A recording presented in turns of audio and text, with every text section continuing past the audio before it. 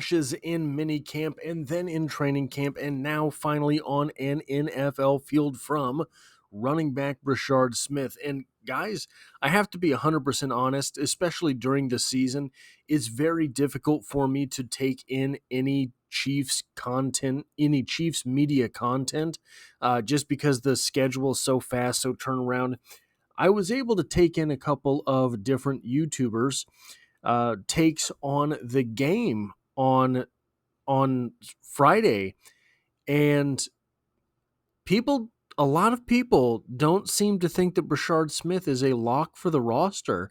And I have to tell you, I'm 100% sold right now that he is. We will know in about a week's time whether or not that is true, but I am sold that he is a lock for the roster, and I'm going to use this video to tell you exactly why I think that is. Well, in an article titled 5 Winners and 3 Losers from the Chiefs' Preseason Loss to the Seahawks, Some Kansas City Players Who Made the Grade in Seattle and Some Who Didn't from Arrowhead Pride by Matt Stagner, we have the following. One of the players who was a winner was running back Brashard Smith, as he said, "No, he doesn't look like an every down back." But we already knew that, right? Smith showed us some positive signs on Friday, including turning a loss into a 10-yard gain by spinning out of the backfield in the third quarter. He's got the speed to break big plays, along with the route running ability to be a threat in the passing game. If Kansas City can be creative, he'll be able to contribute.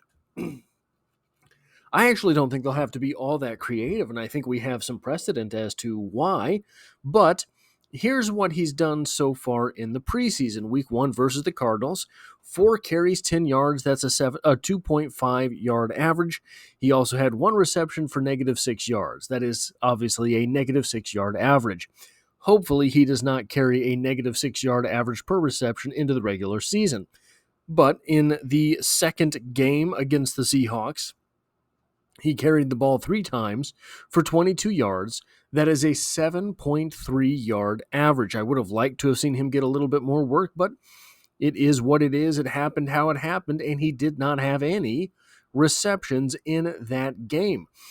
And receptions are a very, very important thing for this offense. But first, let's answer the question, who is Brashard Smith? Why do I think he's made the roster? Well, you'll see here, he has quite a few red grades in his RAS. He is a negative-sized running back, and he does not have the explosion skills with a 32.5-inch vertical that scores a 3.84 and a 9'9" broad jump, which scores a 5.21.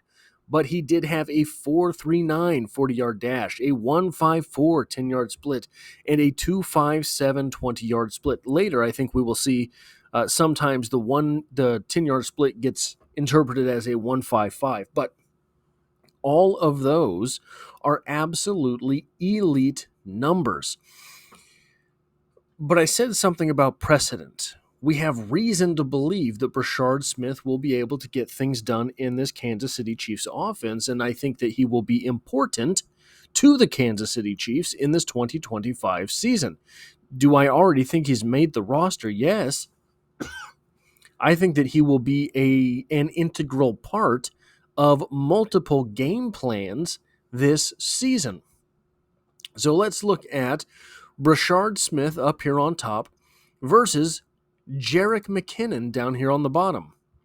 You will note that Jerick McKinnon is an inch shorter, exactly an inch shorter than Brashard Smith, but Jerick McKinnon, 15 pounds heavier.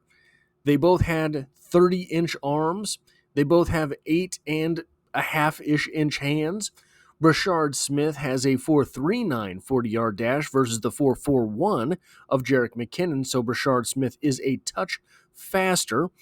This says his 10-yard split is 1.58. That I didn't see anywhere that it was 1.58. So basically the same 10-yard split as Jerick McKinnon, 1.55, and the exact same 20-yard split at a 2.57. All 3 of those numbers are important for route running. A 1-5-5 10-yard split puts you out in the flats. A 2-5-7 20-yard split means you can run actual down-the-field routes from the running back position because you're starting 5 to 8 yards-ish in the backfield.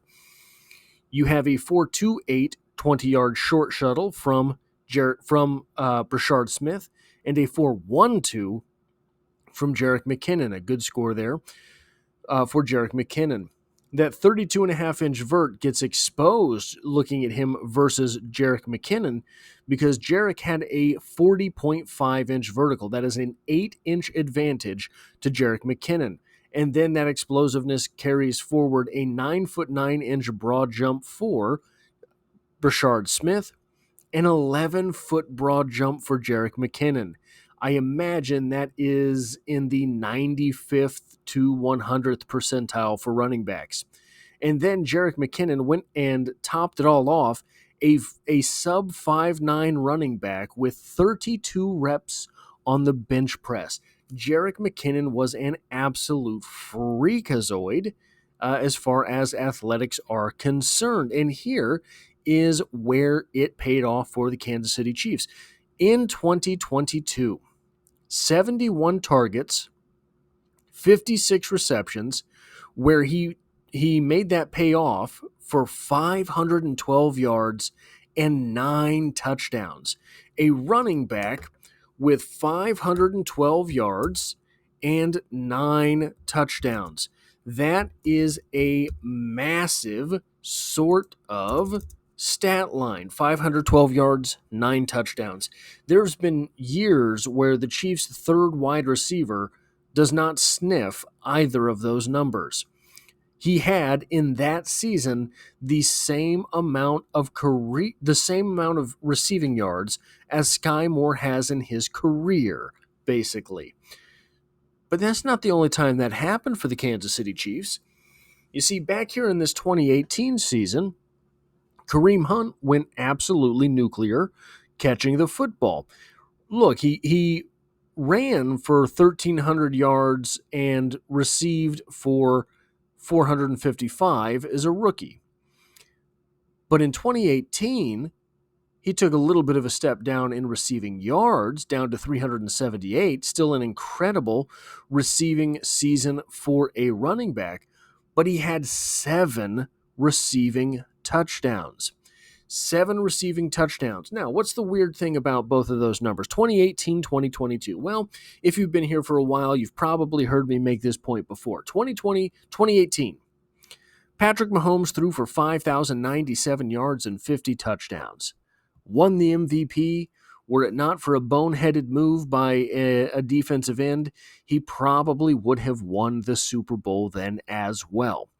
2022, Patrick Mahomes threw for 5,250 yards, 41 touchdowns. He won the MVP that season as well, and then went on to win the Super Bowl. The running back position for the Kansas City Chiefs, it's not just a positive if a running back is able to impact the receiving game, the passing game. It's not just something that is good for the offense. It's not something that Mahomes likes. It's something that takes an Andy Reid offense from good to Mahomesian to absolutely nuclear. And the Chiefs have, in this offense, Elijah Mitchell, who has never really done a whole lot in receiving, but he has flashed thus far in training camp. Brashard Smith, who used to be a wide receiver and is looking like he is channeling, at times, Jerick McKinnon on the field. They have Kareem Hunt back. And though he never really had the magic again in his career that he had that season for catching the football, well, really in his first 2 years, though in his rookie season he was more of a volume monster than he was an absolute killer, Kareem Hunt was never able to get back to that place, but who's to say that he can't with old Patty Mahomes throwing him the rock? And then you have the curious case of Isaiah Pacheco, a guy who spent all of last offseason talking about how much he was working on his receiving skills, how much he was working on his route running skills, spending a lot of time putting videos on Instagram of him breaking and cutting and juking and running routes. And he could be dangerous if he can figure out how to catch the ball dependably. All four of those guys could be absolute killers in the passing game. Do you want to bet any money that at least one of them will not prove to be an absolute killer in the passing game? And we have the history on your screen right now to prove that should the Kansas City Chiefs have an absolutely monstrous season from a running back catching the football, Patrick Mahomes wins the MVP. Patrick Mahomes will at least play until overtime of the AFC Championship game. Well, that's every year, but you get what I'm saying. If the running back position is a viable option in the passing game for the Kansas City Chiefs, everything changes. And I think the Kansas City Chiefs have spent quite some time and investment making their offensive line solid for the run. Creed Humphrey is basically a run-blocking center. He can do it all, but if you were to pick Creed Humphrey out of a lineup, you'd say that's the guy that's a run blocker. The same with Trey Smith. Trey Smith does not have the mentality to be a pass blocker, and you've seen him get himself in trouble from time to time being so aggressive while he's supposed to be creating a pocket. And then Kingsley Suamataia, should he work out and be the left guard for the Kansas City Chiefs, could be an absolute mauler out there. But it might be the passing game where these running backs shine. One thing that we haven't seen a whole lot from the Kansas City Chiefs, a whole lot from this Andy Reid offense, has been the screen game, right? Andy Reid, when he came to Kansas City, was known as a guy whose running backs would absolutely feast off the screen game. And I think that's what they were hoping they were going to do when they drafted Clyde Edwards-Helaire. But Clyde Edwards-Helaire flamed out. And again, I'm going to stand up for Brett Veach. If you look at Clyde Edwards-Helaire in college and you think that he can translate that to the NFL, that was not a bad pick. It just so turned out that Clyde never was able to translate it. And then he had an ankle injury that I don't know if he ever really returned from. We didn't get any news, at least I don't remember any news, that it was that devastating, but he just kind of never looked the same again. This running back crew for the Kansas City Chiefs, all of them have speed except for Kareem Hunt, and Kareem Hunt has functional speed. He's never been a blazer, but he was always open downfield. That is a matter of scheming. It's going to be interesting coming up on this season to see if Andy Reid puts in any more of those running back screens. I think a big reason why he took them out, or at least why we haven't seen them to the extent that we saw them when he was the coach of the Philadelphia Eagles, is you have Patrick Mahomes. You have the big gun. Why throw the ball behind the line of scrimmage like that? Just send your running back downfield. I've talked a lot this preseason about how players ending up in places they shouldn't be causes problems for the defense. Back when, 2018, Kareem Hunt was 30 yards downfield catching passes. That causes a problem for the defense because the safety prior to the snap is just not accounting for the fact that the running back might be 30 yards downfield. That could be one of the big things that we see from this team this year. You have running backs who are all very, very fast. You have tight ends who are fast enough, but pretty big. You have wide receivers who are blazing fast. It is not going to take any of these wide receivers or tight ends very long to scrape across the entire formation. It's not going to take any of these running backs very long to find themselves 20 yards downfield. All of a sudden, anything that you had planned before the snap is out the window in that situation. This could be an explosive season for the Kansas City Chiefs offense, simply from a game planning perspective, simply because they have the talent and the speed everywhere to execute, and maybe they have the left tackle on the field who allows Mahomes the time to deliver the football. We'll have to see about the left guard position. That is all I have for this video. If you like or appreciate what it is that I do here, hitting the like button really does help me out, as it tells YouTube to share this video with other Kansas City Chiefs fans. There are 2 playlists and a video on the screen right now that YouTube believes you will like, and who are you to tell YouTube no? As always, I hope to have you back for the next one.